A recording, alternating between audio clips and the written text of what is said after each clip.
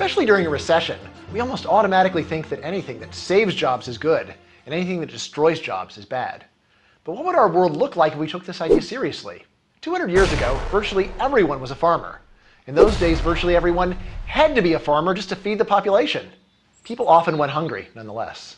Over time, though, people invented new and better ways to put food on the table.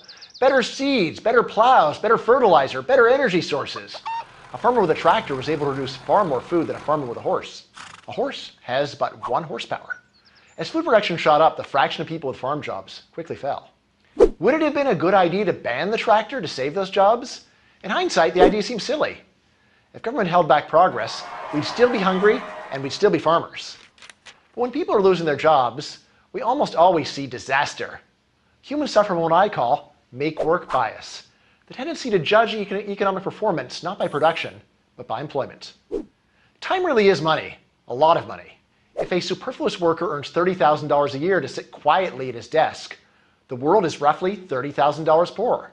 Why? Because the worker could have been doing something productive instead.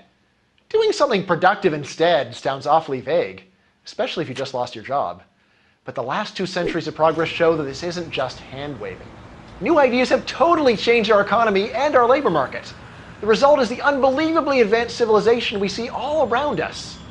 Think about the jobs people around you are doing. How many of these jobs could you even explain to George Washington? If progress is hard to explain after it happens, it's nearly impossible to chart before it happens. When tractors are replacing horses, who is going to have the foresight to say, the unemployed will now go build an advanced industrial economy? How about the foresight to say, let's prepare the world for the internet's arrival a century from now? The main thing we really know about progress is that progress is coming, unless we stop it.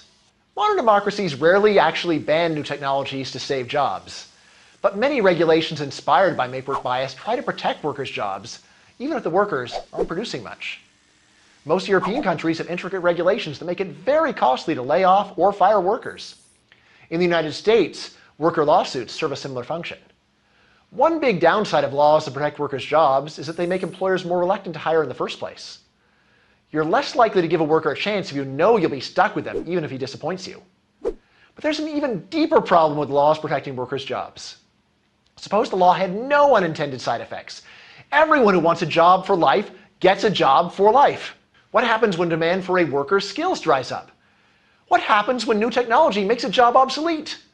A lot of workers will keep drawing a paycheck to produce little or nothing of value, and our whole society will be poorer as a result. It's tempting to say, it's a stagnant society, but at least it's a secure society. But it's not even that. In the long run, stagnation is deadly. When disasters hit, rich societies have the spare resources to cushion the blow. Rich societies have the flexibility to adapt. The best social insurance is to make more progress, not to make more work.